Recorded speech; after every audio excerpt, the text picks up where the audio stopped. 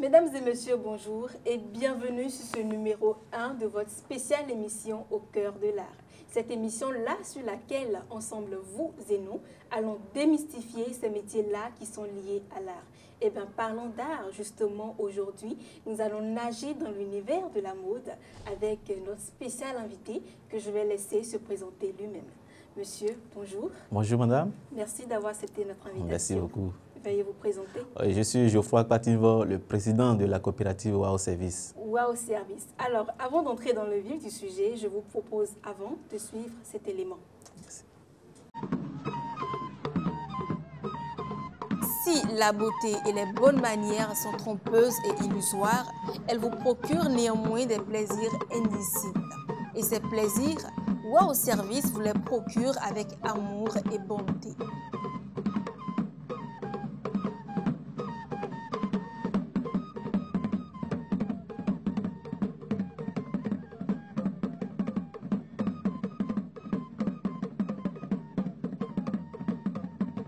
Vous l'avez constaté, Wow Service, c'est une équipe de jeunes dynamiques, professionnels, mais surtout passionnés, car l'innovation, l'excellence et la loyauté sont au cœur de leurs activités.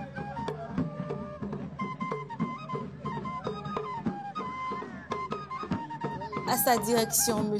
Abra Geoffroy Patinvo, Wow Service sublime votre maison, vos événements, votre physique de façon wow.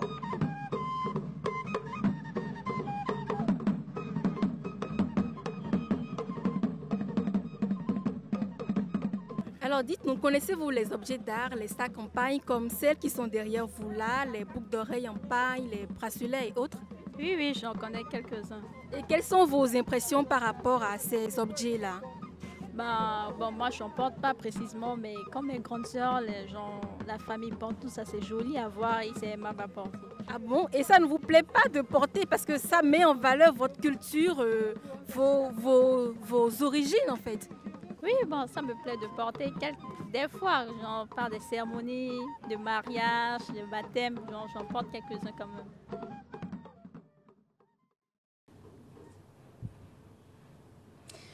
De retour sur ce plateau, Monsieur Patinvo, vous êtes président de la coopérative Wow Service. Dites-nous, qu'est-ce que ça fait d'avoir une si grande responsabilité, d'être président d'une coopérative? Être président de la coopérative Wow Service, disons, c'est pas la grâce de Dieu. C'est pas la grâce de Dieu. Si c'est de notre volonté, je pense qu'on ne peut pas y être. Je suppose que c'est beaucoup de responsabilités. Ah oui, c'est beaucoup de responsabilités. Alors, comme nous l'avons suivi tout à l'heure dans ce reportage, vous intervenez dans la fabrication des objets d'art, des objets en paille tels que les sacs, les chaussures, les boucles d'oreilles, etc., etc. Moi, je trouve ça vraiment extraordinaire. C'est vraiment waouh, comme le nom même le dit, Wow Service. Mais dites-nous concrètement, d'où est-ce que vous trouvez autant d'inspiration pour satisfaire votre clientèle? Parce que je pense qu'il faut beaucoup de créativité, n'est-ce pas? Oui, voilà. Le travail, quand on est devant le travail, on se concentre et puis l'inspiration vient. C'est vrai, donc l'inspiration vient comme ça, elle tombe du ciel. Moi, j'aimerais quand même connaître vos sources d'innovation, vos sources d'inspiration.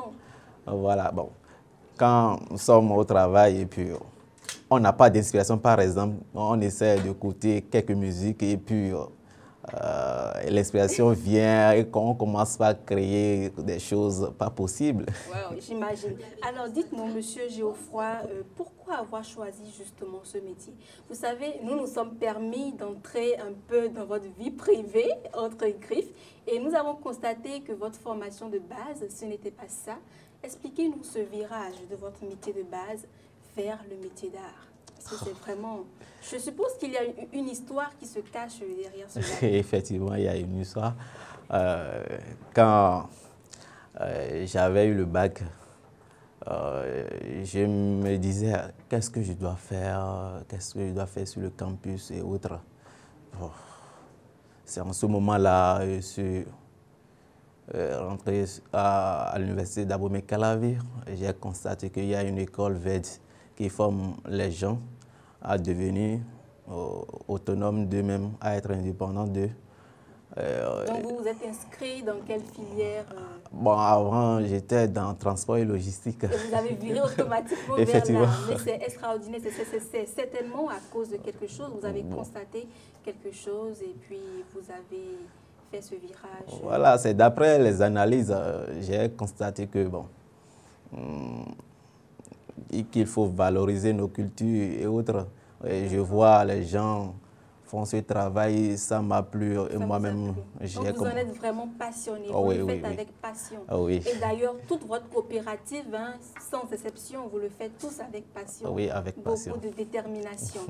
Dites-nous, Monsieur Géoffroy, est-ce que vous pensez que quelqu'un qui a exercé dans les banques et finances, dans la magistrature, le droit, est capable de faire ce métier-là? Oui, tout le monde peut faire ce métier-là.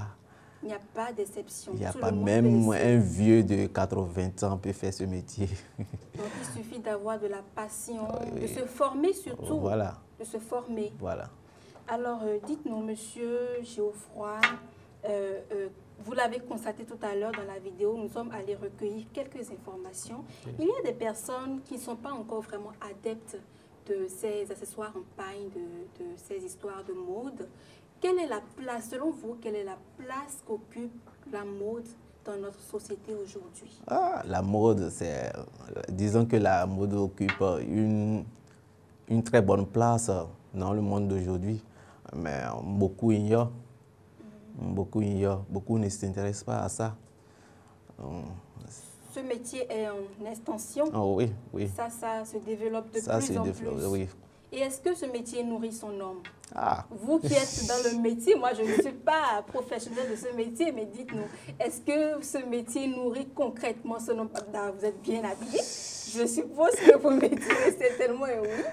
Effectivement, ça nourrit. Ça nourrit parce que, bon, nous ne sommes pas limités au Bénin seul, nous travaillons également à l'extérieur, nous recevons des commandes à l'extérieur. Donc, grâce à ça, bon, on est bien. C'est extraordinaire. Monsieur Géoffroy, je suis une jeune fille, je suis une petite fille, ou une jeune fille si vous voulez. Je vous suis à l'instant, je suis vraiment inspirée par ce que vous faites. J'aimerais faire comme vous, j'aimerais devenir comme vous. Quel conseil me donneriez-vous? Bon. À toute chose, moi je dis quelque chose chaque fois. L'homme doit éveiller le champion qui dort en lui. L'homme doit éveiller le champion qui dort en lui. Et avoir de la passion, le courage. J'apprends de mes amis qu'il y a du chômage dans le pays, il y a ci, il y a ça. Moi, je trouve que c'est archi faux. Il y a tellement de choses à faire, de choses à entreprendre et pour résoudre ce problème de chômage. Donc, je nous invite à se consacrer au travail pour gagner sa vie. Ce métier n'est pas un sous-métier, c'est un métier comme tout autre. Effectivement. Alors, Monsieur Géoffroy, merci beaucoup d'avoir partagé toutes ces connaissances avec nous. Infiniment merci. Merci beaucoup, madame. Merci pour être venu sur cette émission. Je vous remercie. Eh bien, chers internautes, mesdames, messieurs, vous l'avez compris, comme M. Géoffroy vient de nous le dire, ne choisissez pas une formation parce que maman ou papa l'a faite. Non, absolument pas. Orientez-vous vers ce métier-là qui vous passionne, ce métier qui vous brûle le cœur. Et surtout, n'oubliez pas, le métier d'art, ce n'est pas un sous-métier, c'est un métier comme tout autre. Et si vous êtes vraiment passionné du métier d'art, orientez-vous, faites le pas. Encore qu'aujourd'hui, il y a tellement d'écoles qui forment au métier d'art, au métier d'artisanat. Faites le pas, faites le pas, faites le pas, vous n'allez pas le regretter.